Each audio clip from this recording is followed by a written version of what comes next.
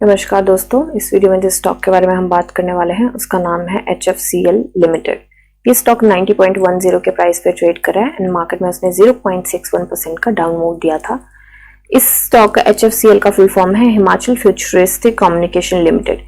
इसकी fundamental video मैं already बना चुकी हूँ, प्लेलिस्ट में ऐड कर दूंगी, आप देख सकते हैं। अभी के लिए शॉर्ट में बताऊं तो ये जो है बेसिकली ऑप्टिकल फाइबर केबल में डील करता है जो टेलीकॉम एंड रेलवे में यूज होती है। सो अभी के लिए देखें तो ये इसका मार्केट कैप है 12,873 करोड़ का। प्रमोटर होल्डिंग 37.80 है, बुक वैल्यू 24.90 है, डिविडेंड यील्ड इसकी 0.22% है एंड फेस वैल्यू इसकी 1 है। सो अभी ये स्टॉक 50 DMA से नीचे एंड 200 DMA से ऊपर ट्रेड कर रहा है एंड कुछ टाइम पहले दिया था इसने गोल्डन क्रॉस 78 के प्राइस पे दिसंबर में दिया था गोल्डन क्रॉस एंड तब से इसने काफी अच्छे मूव दिए। बट जैसे कि आपको पता है इन दिनों काफी करेक्शन आई तो ये स्टॉक भी काफी नीचे गिरा। पी रेशियो करेक्ट होकर नीचे आ चुकी है, मीडियन से थोड़ी सी ऊपर है। ऑफकोर्स थोड़ा सा कॉन्शियस रहने की जरूरत है पर इतनी दिक्कत की बात नहीं है।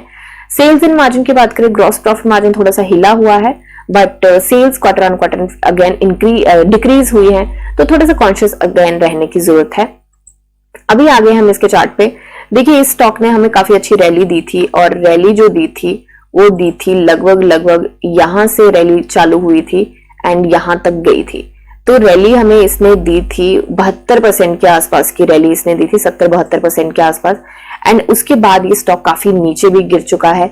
तो बेसिकली मुझे लगता है कि एक एंट्री पॉइंट भी है, जिनको यहाँ पे मौका और यहाँ पे मौका नहीं मिला था इस रैली को एंजॉय करने का, उनको यहाँ पे मौका मिल रहा है। पहले तो हम इन सारी तामझाम को उड़ा देते हैं, थोड़ा कंफ्यूजन क्रिएट होगा नहीं तो अभी के लिए देखें अगर हम तो देखिए यहाँ पे इसने बनाया है बहुत सुंदर सा डॉजी एंड मुझे लगता है देखिए डॉजी का जरूरी मतलब ये नहीं होता है कि अगली कैंडल हमें ग्रीन डॉजी मिला है तो बना है तो ग्रीन ही कैंडल मिलेगी एंड रेड डॉजी बना है तो रेड कैंडल मिलेगी।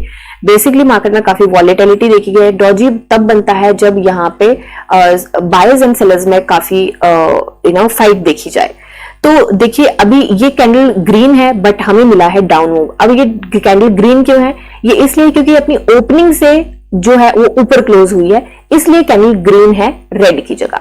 ठीक है, तो अभी एंट्री की बात करें तो एंट्री की बात से पहले हम चलेंगे एक बार बीएससी पे देखिए इसका प्राइस बैंड जो है 20% का है एंड न्यूज ऐसा कोई अभी है नहीं जो इसके प्राइस के अप एंड डाउन मूव में किसी तरीके का फर्क डालेगी। तो बेसिकली अभी टेक्निकली बात करें तो जो थर्सडे को वॉल्यूम आया था वो आया था 30 मिलियन के आसपास का एनएससी पे एंड इसने दिए थे 8.5% के आसपास के मूव एंड कल जो वॉल्यूम आया है फ्राइडे को वो आया है 23.35 मिलियन का एनएससी पे। तो उसमें दिए हैं हमें 0.61% के डाउन मूव। बट ये आप देख सकते हैं कि स्टॉक जो है ना अपने स्ट्रॉन्ग सपोर्ट से रिवर्सल लेके वापस आया है। ये स्ट्रॉन्ग सपोर्ट में इसको बोल सकती हूँ क्योंकि यहाँ पे पहले रेजिस्टेंस बनी है, यहाँ पे भी रेजिस्टेंस बनी है एंड यहाँ पे इसने सपोर्ट लिया है। तो ये काफी स्ट्रॉन्ग मुझे लगता है यहाँ पे है ये सपोर्ट। तो बेसिकली यहां से रिवर्सल लेके आया है एंड ये वाली जो है ना ये इसकी रेजिस्टेंस है। यहाँ पे हमने कोई लाइन नहीं ड्रॉ की हुई है बट यहाँ पे एक क्योंकि लाइंस इतनी सारी हैं तो कंफ्यूजन भी क्रिएट हो जाता है। तो यहां से ये रेजिस्टेंस यहाँ पे ली है इसने, इसकी थोड़ा सा कलर हम ग्रीन कर देते हैं। तो यहाँ से रेजिस्टेंस कहीं ना कहीं पहले भी इसने रेजिस्टेंस ली है, यहाँ से इसके नीचे से ये रेजिस्टेंस लेके आया है तो ये वाली रेजिस्टेंस मेजर लगती है मुझे, तो मैंने यहाँ पे लाइन ड्रॉ करी है।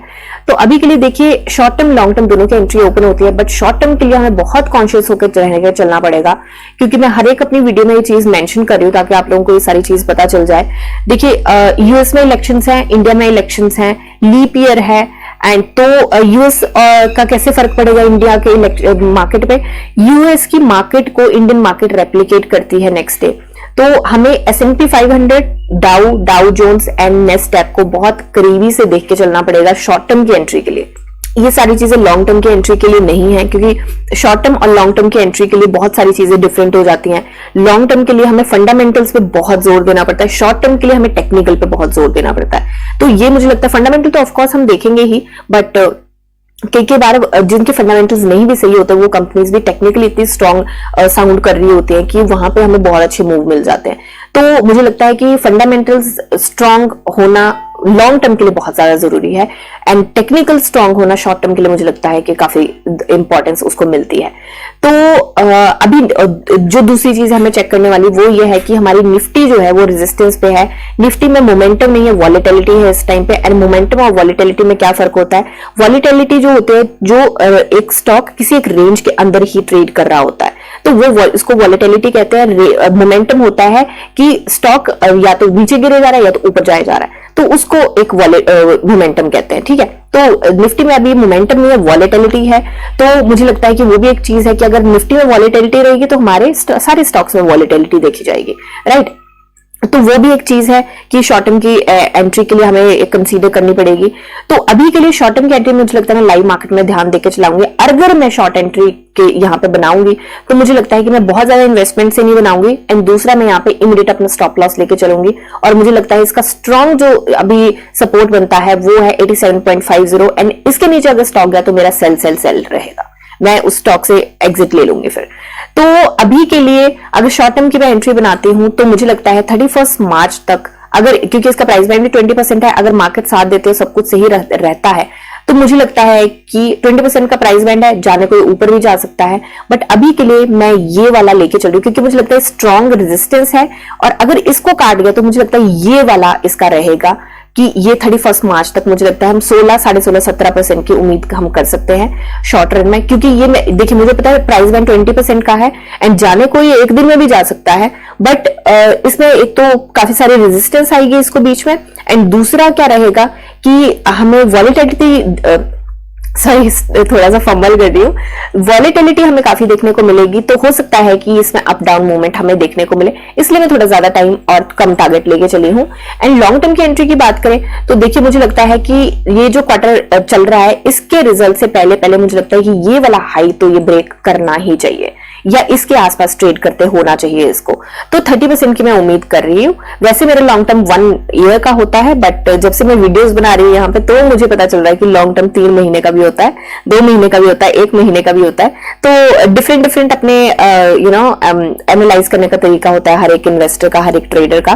तो लॉन्ग टर्म में यहाँ पे लेके चल रही हूँ अभी के लिए, जब तक इसका रिजल्ट नहीं आता 1.5-2 महीने की बात।